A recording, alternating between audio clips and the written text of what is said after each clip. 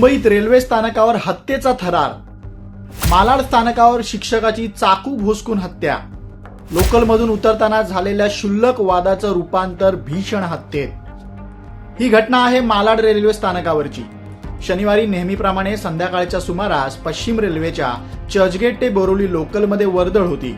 प्रवाशांची लोकलमध्ये चढण्याची आणि उतरण्याची कसरत सुरू होती. अशातच मालाड रेल्वे स्थानकावर आधी कोण उतरणार या क्षुल्लक कारणावरून दोन प्रवाशांमध्ये वाद सुरू झाला. हा वाद इतका विकोपाला गेला की सहप्रवाशानं थेट समोरच्या व्यक्तीवर चाकू हल्ला केलाय.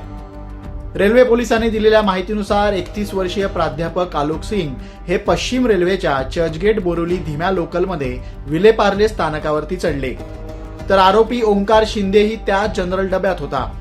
लोकल मालाड स्थानकावरती पोहोचताच लोकलमधून उतरण्याच्या मुद्द्यावरून दोघांमध्ये बाचाबाची सुरू होती.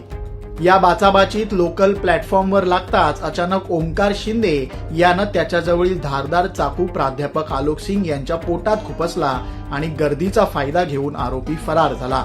या घटनेचं सीसीटीव्ही फुटेज समोर आलंय. या घटनेनं मुंबई पुन्हा हादरली आहे. पोलिसांनी घटनेचं गांभीर्य ओळखून तातडीनं तपासाला सुरुवात केली आणि पोलिसांनी फरार ओंकार शिंदे याला घटनेच्या 12 तासांत बेड्या ठोकल्या.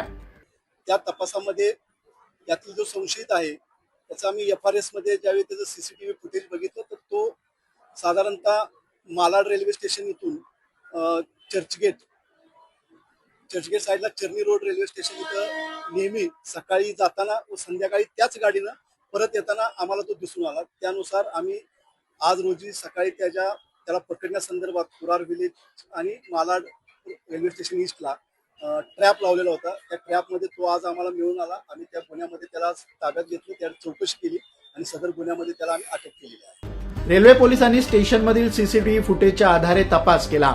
सध्या आरोपी पोलीस ठाण्यात असून त्याची कसून चौकशी सुरू आहे. दोघांचा वाद इतका विकोपाला का गेला याचं नेमकं कारण कळू शकलं नव्हतं.